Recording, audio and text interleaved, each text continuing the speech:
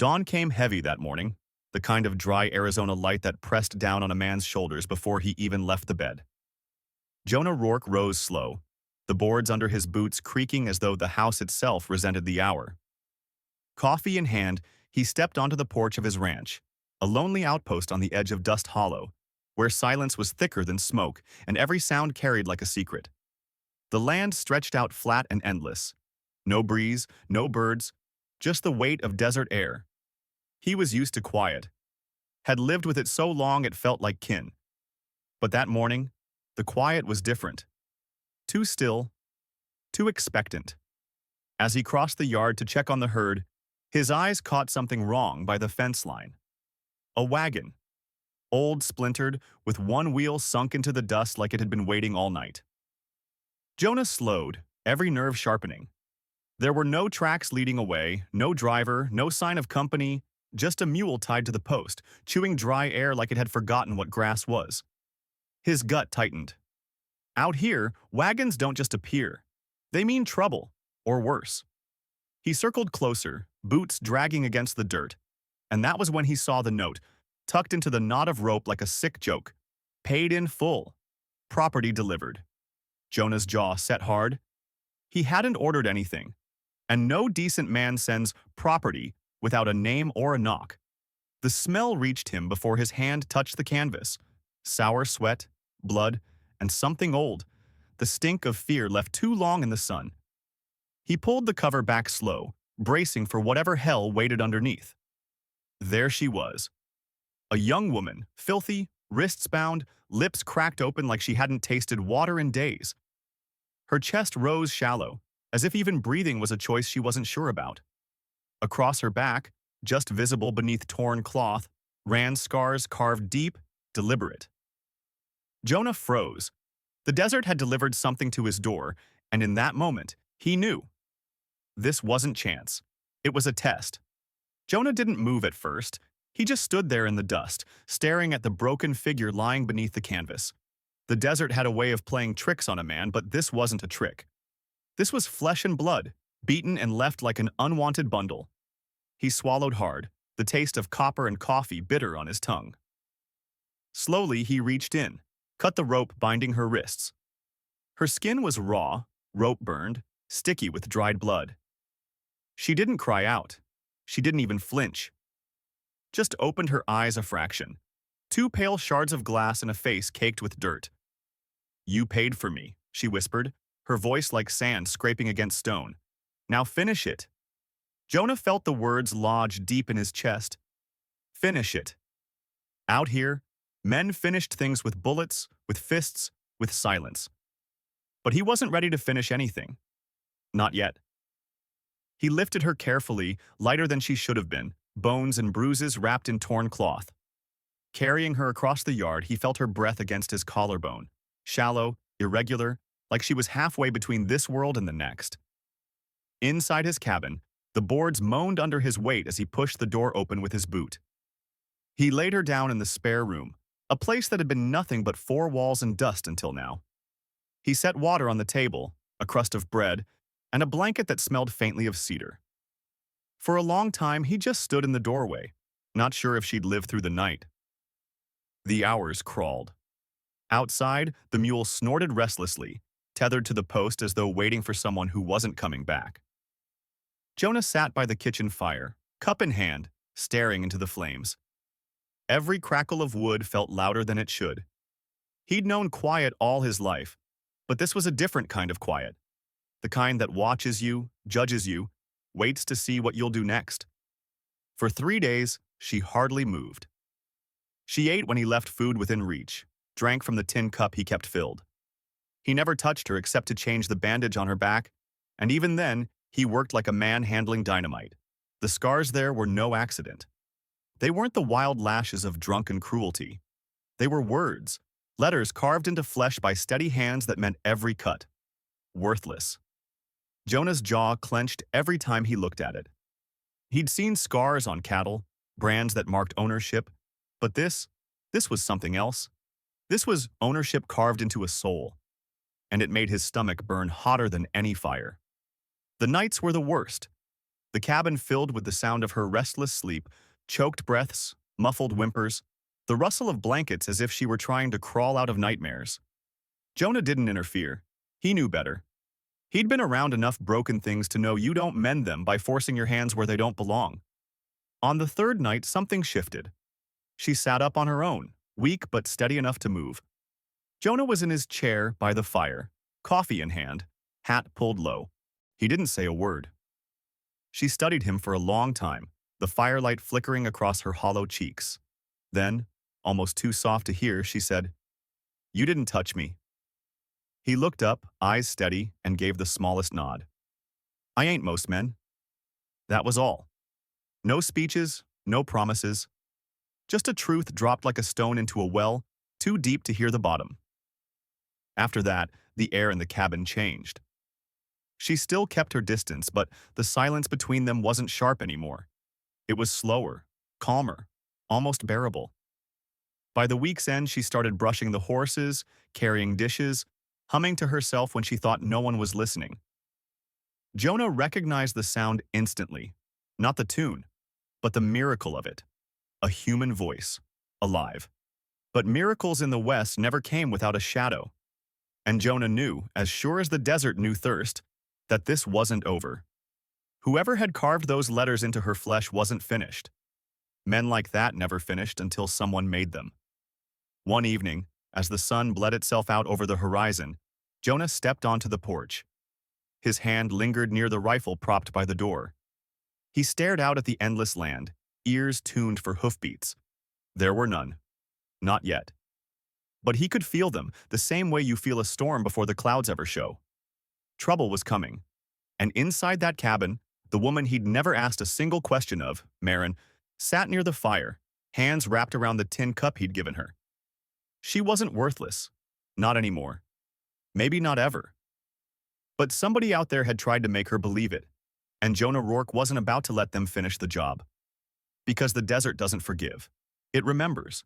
And when the men who had done this came knocking, they'd find the door wasn't as easy to open as they thought. If that sent a shiver down your spine, imagine what comes next. Because the desert hasn't shown its teeth yet, and Jonah's quiet rage is only beginning. So take a second, like this video, share it with a friend, and hit subscribe. Stay by the fire with us because what Marin carries and what Jonah's about to face will turn Dust Hollow into a battleground you won't forget. The days that followed slipped into a rhythm, though not one either Jonah or Marin could name. Out in the yard, the cattle grazed under the heat, tails swatting flies, and Jonah worked them as he always had. Inside the cabin, silence hung thick, broken only by the scrape of a chair, the soft clatter of tin dishes, the low hum of the fire at night. But there was another kind of silence too, the one that lived in Marin. It wasn't the peace of quiet hours. It was the silence of someone who had been broken, whose words had been stolen before they even left her lips. Jonah could feel it whenever he stepped through the door, as heavy as the desert heat. At first, she barely moved beyond the room where he had laid her. She ate little, slept in fits, and flinched at every creak of the boards, every sound of boots crossing wood. Jonah made no demands. He set things where she could reach them and left her be, knowing that sometimes the only kindness you can give is space. But the scars, those haunted him. When he changed her bandage, his calloused fingers brushing just enough to tie the cloth, he saw them clear. Not lashes, not wounds of chance. Each stroke carved with intent, forming letters across her back, deep and deliberate. Worthless. Jonah had branded cattle before. He knew what it meant to mark something as property, to reduce it to ownership. But this was worse. This was cruelty dressed up as permanence, a message written into flesh so it could never be forgotten. Every time he saw it, something twisted in his chest, the old fire he thought he'd buried years ago roaring back to life. And yet, he never asked. Not once. He figured a person carries their story the way they choose, and dragging it out of them is just another way of cutting deeper. So he stayed quiet, watching, waiting. On the sixth night, as the fire burned low, Marin broke that silence herself. She sat upright, slow and stiff, her eyes reflecting the orange glow. Jonah sat across the room, coffee steaming in his hands, hat tipped back. You didn't touch me, she said suddenly, her voice flat but trembling underneath. Jonah looked up, held her gaze. A long pause stretched, the kind of pause that felt like it might crack the walls. Then he said it plain, steady as the earth beneath them. I ain't most men. Nothing more. No soft words, no promises. Just that. For the first time since she had come through his door, something shifted in her face. Not relief, not trust, not yet, but something less hollow. She turned back to the fire and said no more.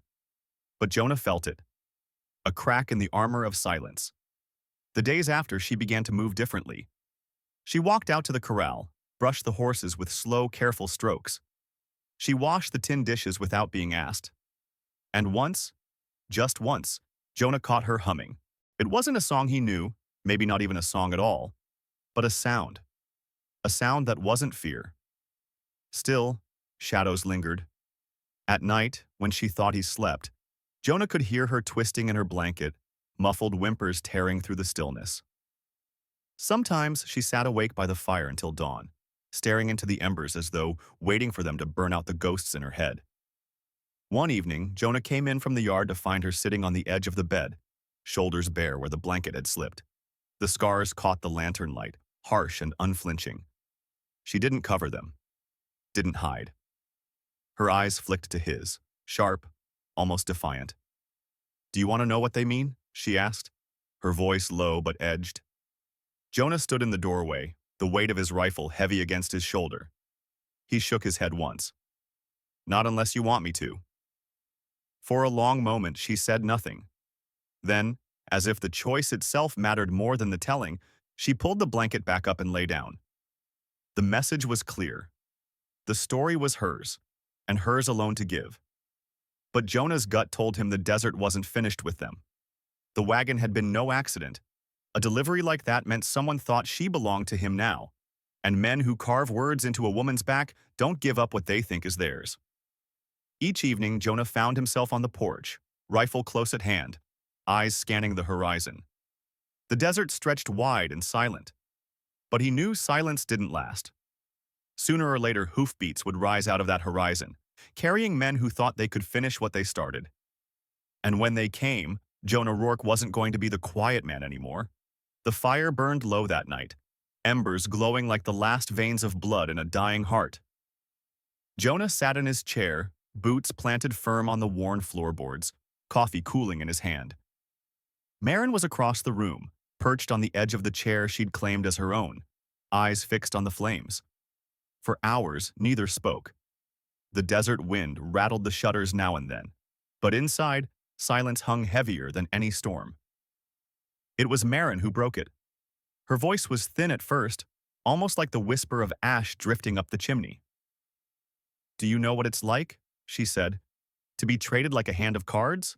To watch your name vanish, replaced by the words someone else carves into your skin? Jonah didn't move.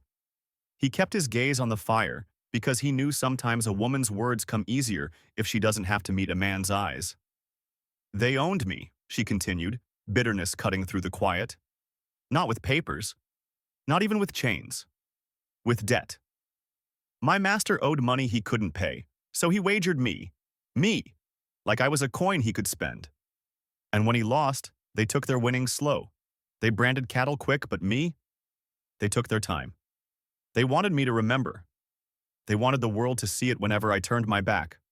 Worthless. Her voice cracked on the word, but her eyes stayed steady, firelight glinting off the glassy surface of unshed tears. Jonah's knuckles whitened around the mug. He had fought men before, on open ranges and dark alleys, across borders where law turned to smoke, but he had never heard cruelty sharpened into something so deliberate. This wasn't war. War was chaos, ugly and blind. This was worse. This was planned. He set the cup down on the table, slow and careful, as if the weight of it might shatter the silence if dropped too quick. Who? He asked, voice low, almost growled. Marin shook her head, a bitter smile curling her cracked lips. A county man, an official, one with friends in every saloon and soldiers who look the other way when he walks past. He drinks with the judge, plays cards with the sheriff, Do you really want his name? Jonah finally looked at her. His eyes, dark and steady, met hers across the fire. If a man carves into you, he's already given me his name. The flames popped, sparks shooting up like tiny stars before fading into smoke. For a long moment, they said nothing. Maren stared into the fire, as though it might answer for him. But Jonah's silence was heavier than her words. He stood abruptly, chair scraping against the floor. He moved to the small desk by the window, pulled a scrap of paper and ink. His hand, rough from years of rope and soil, scrawled deliberate words. Not the name. He didn't need it. He wrote what mattered, her scars, her story, the truth.